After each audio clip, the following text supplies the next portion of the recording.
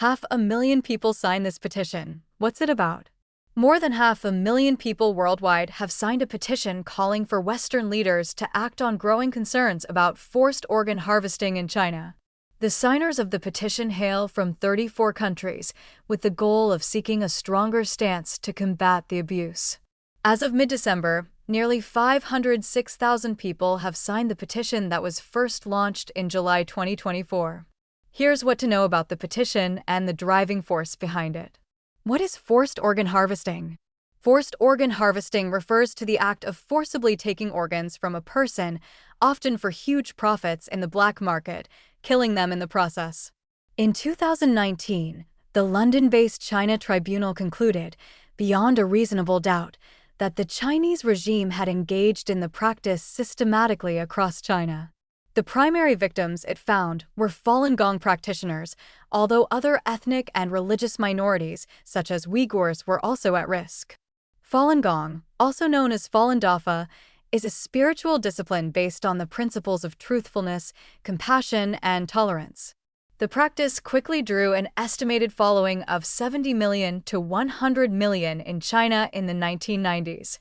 But in the past 26 years, it has been targeted by the Chinese Communist Party's relentless persecution campaign, which subjects Falun Gong practitioners to imprisonment, labor camp, job loss, and other forms of punishment for refusing to renounce their faith.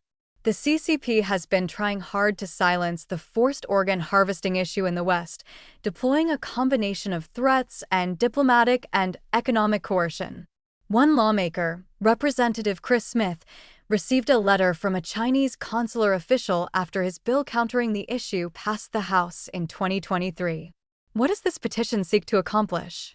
The petition calls for attention from the United States and more than a dozen allies, including Canada, Japan, the United Kingdom, Australia, South Korea, and Taiwan, which stand out for either large transplant numbers, geopolitical importance, or exposure to organ trafficking.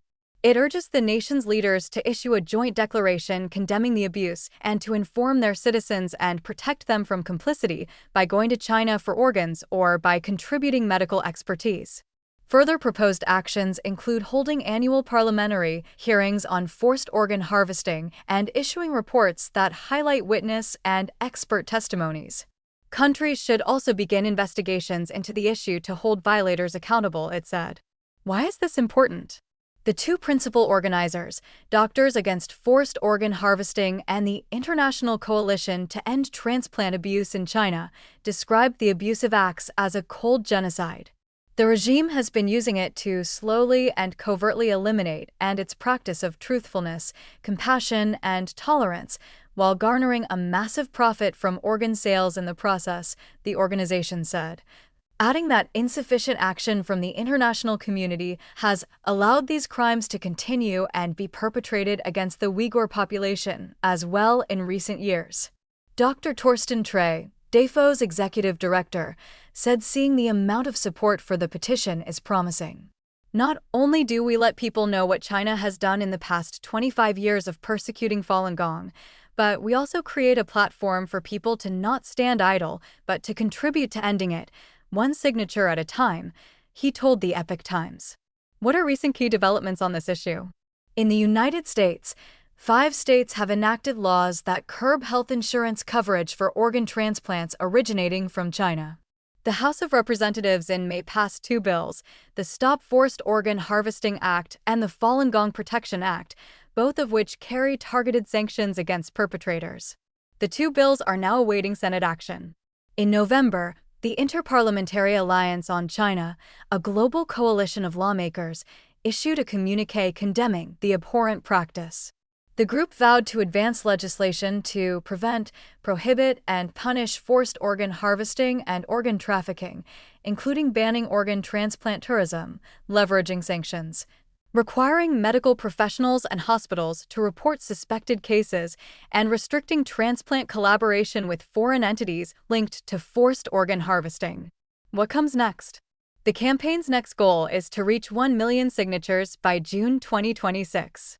And hopefully, they said, more nonprofits and individuals can join their effort by holding signing events and spreading the word.